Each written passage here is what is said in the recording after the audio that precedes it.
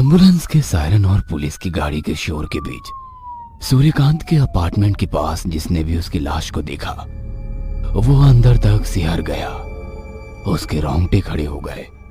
उसका सिर ऊंचाई से गिरने के कारण 3 टुकड़ों में बट गया था, जिससे अब भी खून की बूंदें निकल रही थी और उन खून की बूंदों पर मक्खियां भिनभिना रही थी। पुलिस की जांच टीम जिसका नेतृत्व इंस्पेक्टर गजराज कर रहे थे, उन्होंने लाश को पूरी बारीकी से देखा। फॉरेंसिक टीम भी अपने हिसाब से जांच कर रही थी और छोटी छोटी बारीकियों को नोट कर रही थी। आसपास के लोगों से पूछताछ क्रम में इंस्पेक्टर गजराज को पता चला कुछ दिनों पहले उसकी पत्नी नताशा पागल हो गई है। सूर्यकांत इस बात को लेकर बहुत परेशान था। दूसरा, सूर्यकांत की आर्थिक स्थिति बहुत ज्यादा अच्छी नहीं थी। शायद इन सब बातों के बोझ ने उसे आत्महत्या को मजबूर कर दिया हो। सभी की नजरों में यह केस बिल्कुल क्लियर था। इंस्पेक्टर गजराज भी इसी एंगल से केस पर तब तक आगे बढ़ रहा था जब तक कि उसकी नजर तहकीकात के क्रम में उस किताब पर नहीं गई थी जो सूर्यकांत लेकर आया था। किताब के फ्रंट पर जैसे ही गजराज ने नीलावंती का नाम देखा, उसके पैर कांपने लगे। उसके दिल की धड़कन इतनी तेज हो गई कि उसे साफ साफ सुना जा सकता था। हवलदार हेतराम ने जब अपने साहब की यह हालत देखी तो क्या हुआ साहब? इंस्पेक्टर गजराज ने हेतराम की बातों का कोई जवाब नहीं दिया। पुलिस की जीप एम्बुलेंस के साथ चल रही थी और साथ ही चल रहे थे कई सारे सवाल गजराज के जहन में। उसने अपने दादा से इस ग्रंथ के बारे में बहुत कुछ सुन रखा था। जब वो बड़ा हुआ तो उसने इस पर और भी रिसर्च किए और जैसे जैसे वो रिसर्च में आगे बढ़ता गया उसे कई चौंकाने वाले और डराने वाले तथ्यों का पता चला। उन तथ्यों की पुष्टि के लिए गजराज एक बार नताशा से मिलने गया और जब उसने देखा तो उसकी रूह कांप गई। नताशा अब जिंदा लाश बनकर रह गई थी। उसका पागलपन तमाम बिजली के शौक के बावजूद कम नहीं हो रहा था। इंस्पेक्टर गजराज जब उससे पहली बार मिला तो उसकी रूह कांप गई। ना जाने नताशा को कहां से सुई और धागा मिल गया था। एक रात उसने सुई और धागे से अपना पूरा मुंह सील लिया। सुबह जब अस्पताल के नर्स की नजर उस पर पड़ी तो वो उसकी हालत देखकर बेहोश हो गई। हवलदार हेतराम की नजर बचाकर गजराज ने वो ग्रंथ अपने पास रख लिया था। एक रात अपने स्टडी रूम के सामने वो उस किताब के सामने बैठा था, लेकिन उसकी हिम्मत नहीं थी कि वो उस किताब को खोलकर पढ़े। उसने जेब से सिगरेट की डिब्बी निकाली और सिगरेट को अपने होठों से लगाया। फिर दूसरी जेब में लाइटर टटोलने लगा, लेकिन जेब में लाइटर नहीं थी। जहां वो अक्सर माचिस रखा करता था वहां माचिस भी नहीं थी। उसने फिर से सिगरेट को उसी डिब्बे में डाला, लेकिन तभी उसकी नजर नीचे जमीन पर गई जहां उसकी लाइटर पड़ी थी। उसे देख वो वैसे ही मुस्कुराया जैसे कोई बिछड़े हुए कई सालों बाद मिलते हैं तो मुस्कुराते हैं। सिगरेट का कस खींचते हुए इंस्पेक्टर गजराज खिड़की के बाहर सड़क पर बैठे उस कुत्ते को देख रहा था जो लगातार रोए जा रहा था। तुमने बहुत बड़ा दुस्साहस किया है और इस दुस्साहस का दंड है मौत। मैं तुम्हें श्राप देता हूँ कि थोड़ी देर बाद तुम्हारी मृत्यु हो जाएगी। क्रोध से भरे उस ऋषि ने अपने सामने खड़ी उस सुंदर सी कन्या से जब ये बात कही तो वो थर थर कांपने लगी। मुझे क्षमा कर दीजिए। मुझे तनिक भी ज्ञात नहीं था कि आप तपस्या में लीन हैं और मैं इस ओर आ गई। क्षमा? क्या तुम्हें क्षमा देने से मेरी सैकड़ों सालों की तपस्या जो अब भंग हो गई है वो पूर्ण स्थिति में आ जाएगी?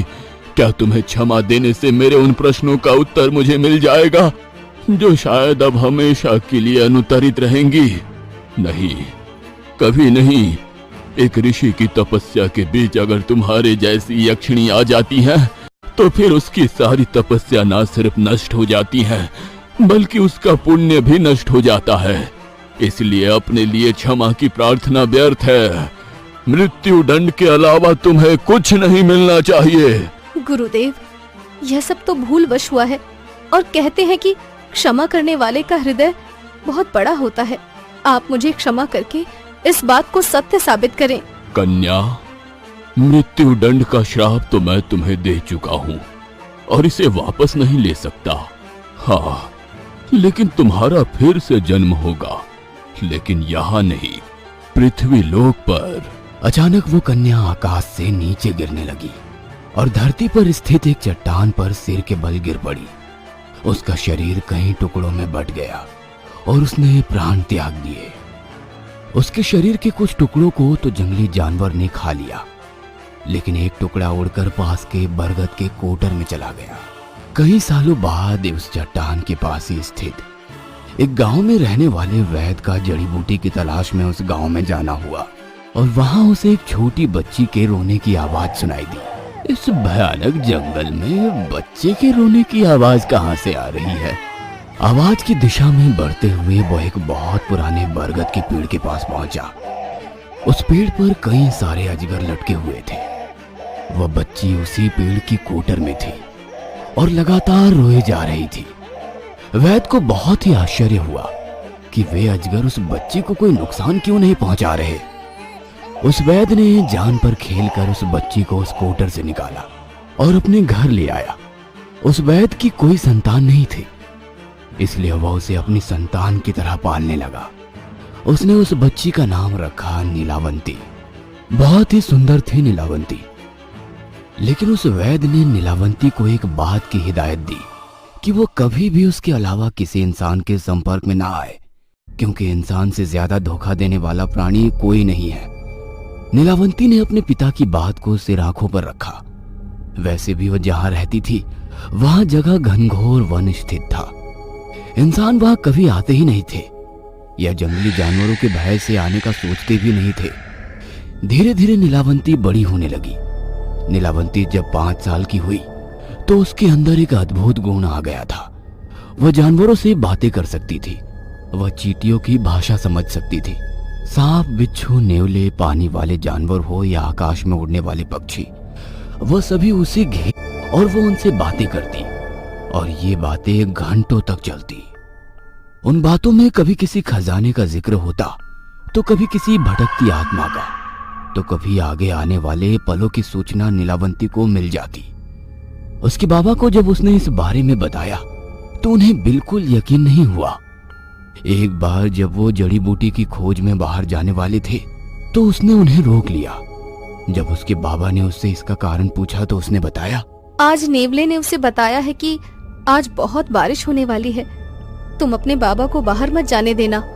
लेकिन उसने ये भी बताया है कि तुम्हारे बाबा तुम्हारी बात नहीं मानेंगे और वो बाहर चले जाएंगे। फिर यहाँ से 10 किलोमीटर की दूरी पर भारी बारिश और आंधी के कारण एक पेड़ उनके ऊपर गिर जाएगा, जिसमें वो बुरी तरह से घायल हो जाएंगे और फिर आजीवन वो बिस्तर पर पड़े रहेंगे। अरे बेटा, तुम ये सब क्या कह रही हो?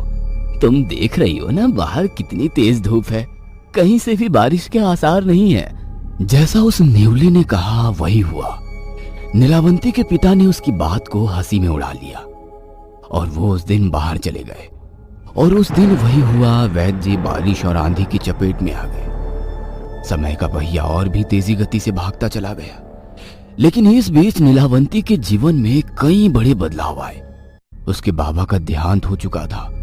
वो अब 19 साल की थी, लेकिन 16 साल की उम्र से ही उसके जीवन में और भी कई अजीब घटनाएं घटने लगी थी।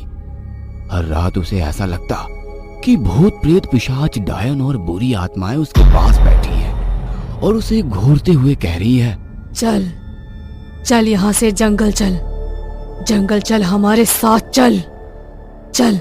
नीलावंती जब आंखें खोलती तो उसके पास वही सब बैठे होते। फिर वो उनके साथ जंगल चली जाती। वहां वे बुरी आत्माएं उससे बातें करते और कई मंत्र उसे बताते, लेकिन सारे मंत्रों को तो याद नहीं रख सकती थी। इसलिए नीलावंती ने उन्हें लिखने का सोचा। लेकिन उन बुरी आत्माओं ने कहा कि तुम हमारे द्वारा दिए मंत्र को लिख तो सकती हो, लेकिन तुम्हें इसे अपने रक्त से लिखना होगा। वो बुरी आत्माएं, बुरी शक्तियां उसे कई तरह के मंत्र बताती। उन मंत्रों में किसी को सम्मोहित करने से लेकर बड़े से बड़े खजाने को हासिल करने के मंत्र होते, लाइलाज बीमारी और पागलपन के मंत्र होते, धनवान बनने से लेकर किसी को मंत्रों द्वारा निर्धन बनाने के मंत्र होते। धीरे धीरे कर नीलावंती के पास मंत्रों का अच्छा खासा संग्रह हो गया, जिसे उसने अपने रक्त से लिख रखा था। हर रात वो अपने हाथ काटती और उसके रक्त को एक बर्तन में जमा करती और फिर मोर पंख के माध्यम से वो मंत्र को लिखती। यह सिलसिला कई दिनों तक चला, लेकिन इधर कुछ दिनों से उसके साथ और भी अजीब बातें होने लगी थी। उसे लगता था कि कोई प्रेत उसके कानों में ये कह रहा है, नीलावंती, अब समय आ गया है, तू अपने लोक में जा। ये पृथ्वी लोक तेरा लोक नहीं है, तू एक यक्षिणी है और तुझे यहाँ से जाना ही होगा। तुम्हारे श्राप की आयु अब समाप्त होने वाली है, लेकिन तू अपने लोक कैसे जाएगी, इसका पता तुझे स्वयं लगाना होगा।